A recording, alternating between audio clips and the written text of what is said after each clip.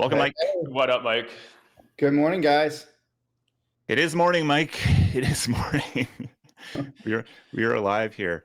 Is that a company shirt you're wearing there? Is this It is. you have a patch?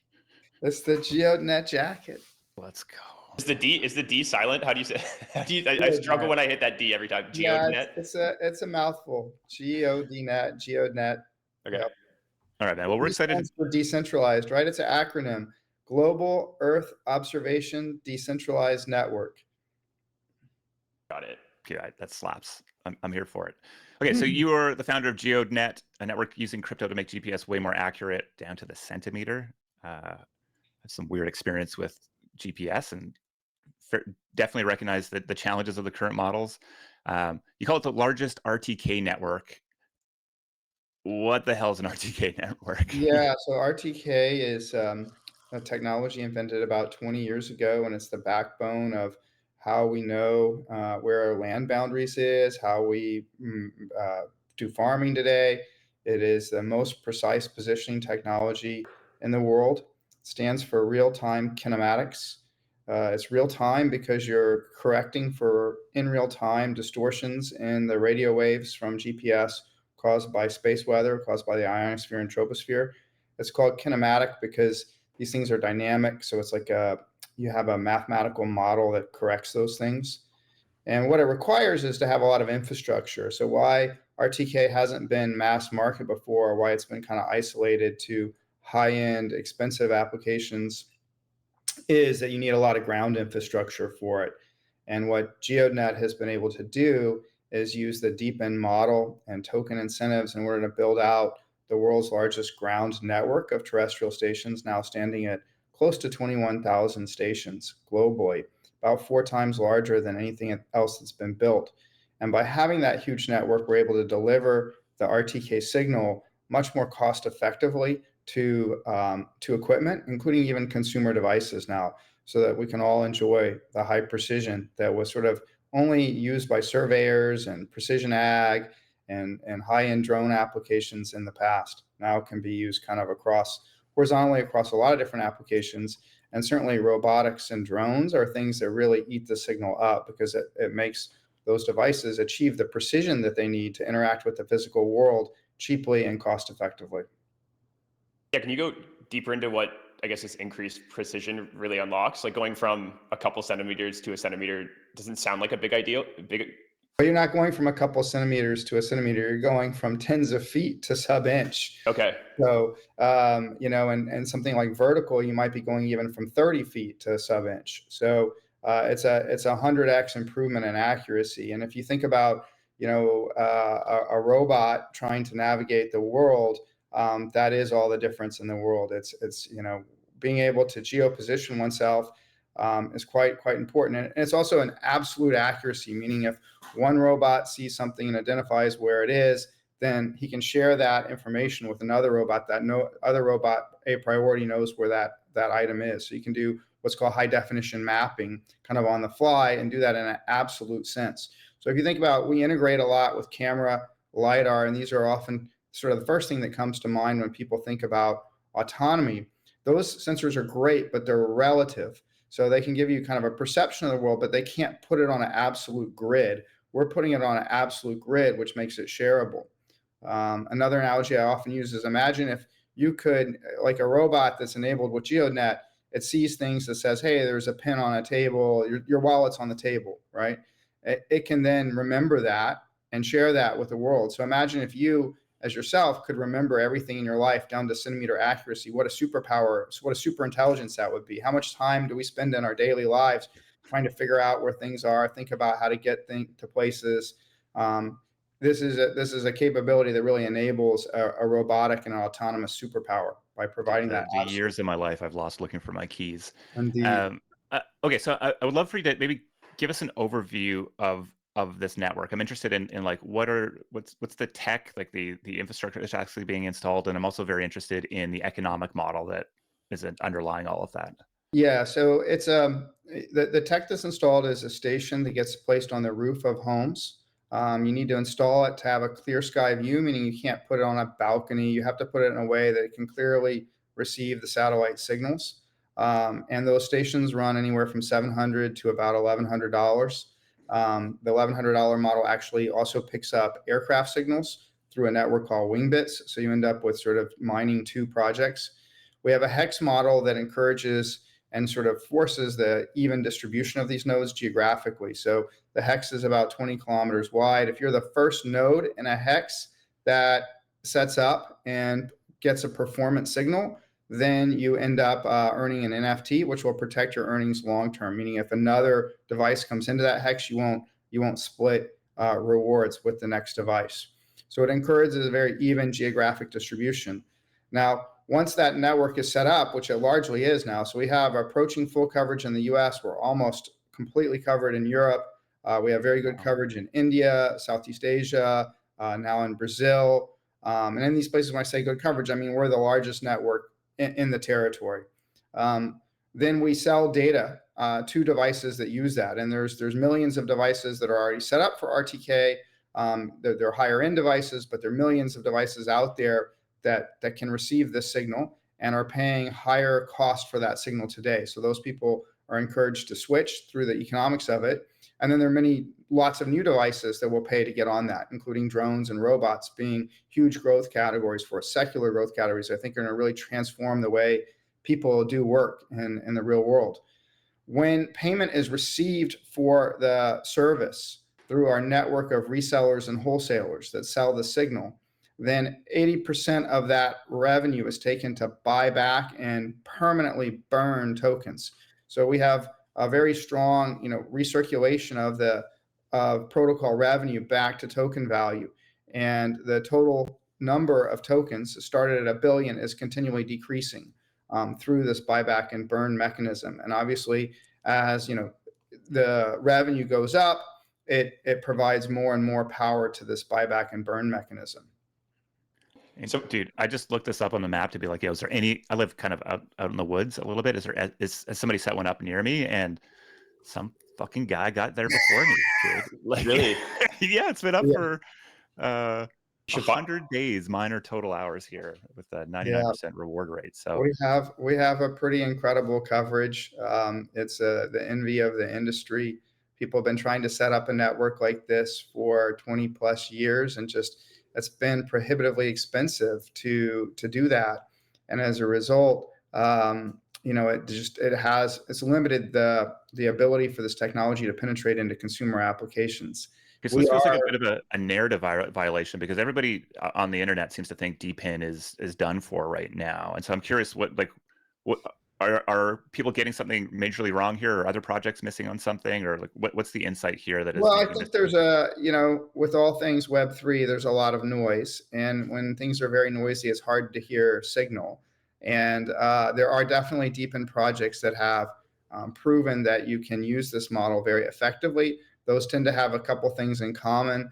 They've controlled the amount of supply carefully, and I think we've done probably a better job than anybody on that. But you do have some initial supply that has to be there before you get the benefit of the network, right? You do have to build supply before you can build demand, but you have to keep those in synchronization. I always give an analogy, like if you were Uber and you just hired millions of drivers and you had no distribution on the App Store, that wouldn't work. If you were Uber and you had millions of people that wanted rides and no drivers, that wouldn't work. So you have to keep these things kind of in synchronous.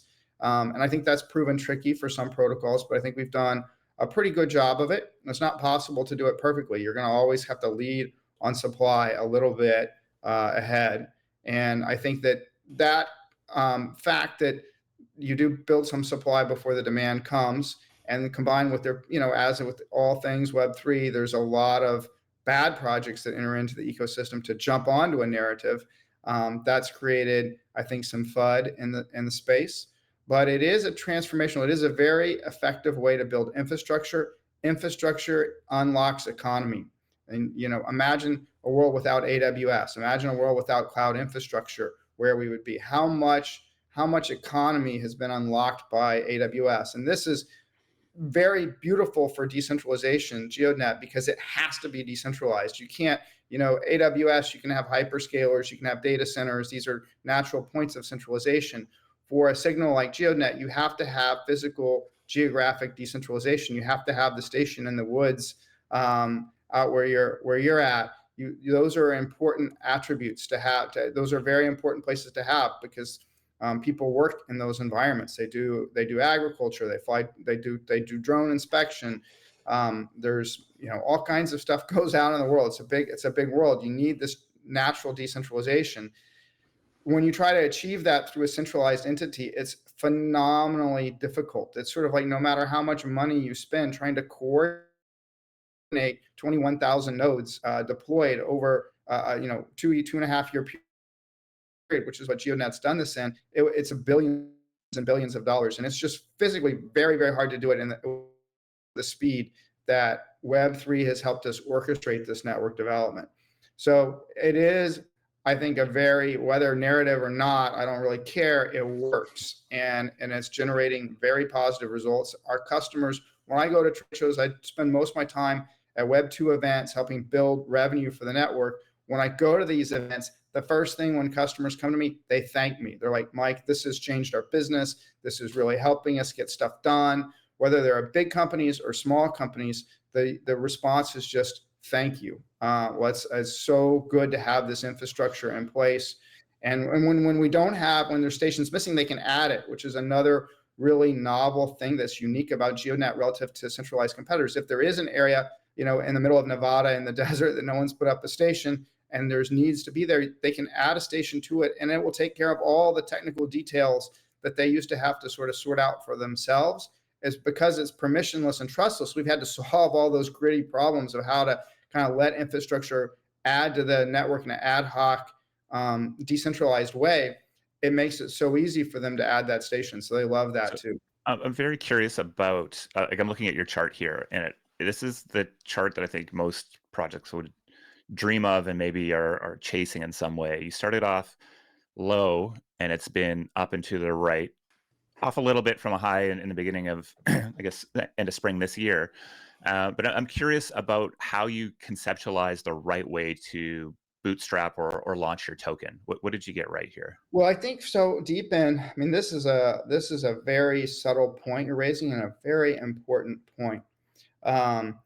Deepen requires a kind of steady organic growth in the network. It's actually quite perverse. If you go out there and you do a huge launch with the token, then that creates all kinds of bad, you're basically, the people who are building your network are going to want to put up nodes really fast, not correctly. And then they're not going to want to maintain them, because the high was there, and you're going to have this constant sort of, down only type of behavior. So it's very important actually to start early, to take advantage of DeFi and build these things up organically. Nobody in Web3 wants to hear that, because everybody wants to go fast and everybody loves the big launch.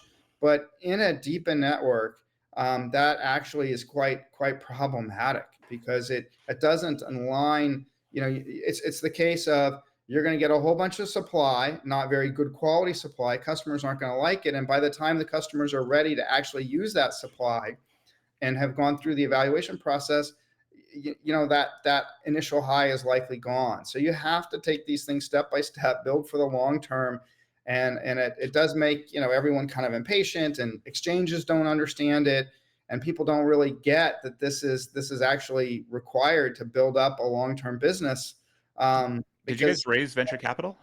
We did. We didn't start that way. So we started very organically, and then we raised a couple of different token sales, locked token sales, starting with Borderless. Then we added like CoinFund and Pantera and a few others. And then we added Multicoin recently. So as the network has grown and the revenue's grown, we have strengthened the treasury so that we can, sustain whatever happens. If there's an AI explosion or a bubble bursting or whatever, we're here for the long term. I mean, this network is being used by, direct usage through our reseller network is about 20,000 people a day on the network. And then through our wholesalers who aggregate data from us, as well as other stations that may be out there, they're serving millions of vehicles around the world every day. So it's we're quite in it for the very long term. And we've used the sort of success of the network and showing that we can get and attract real customers to do some token sales and build up the treasury. We don't plan to do any more. I think we're in a very good spot of just steady growth from here. Yeah, indeed. So Vitalik tweeted yesterday that we need open source and verifiable self-driving cars, which you quote tweeted with, Web3 enables a safe and fair robotic future with privacy, verifiable regulation, and open source. Wondering if you can just kind of comment on the kind of societal importance of this kind of decentralized vision you have. Yeah, so I think that and above and beyond the cost and the infrastructure build out that Web3 allows, a technology like what we're doing with a precise location network, it allows us to sort of prove location in a way that can't be spoofed or faked. And we have a cool mobile app coming out on Solana Seeker phone called Token Run, which will be our first sort of instantiation of this proof of location in a way that consumers can see, but it can verify location in a way that is kind of enterprise grade. And I think that is part of what's needed in these robotic vehicles. You need to know what happened and where they happened. You can then pull in, like what we do with the rover network, you can pull in LiDAR and camera data and build decentralized HD maps with that. And I think that having all that kind of traces of all that, hashes of these types of things on the blockchain gives you a regulator a way to verify what's going on.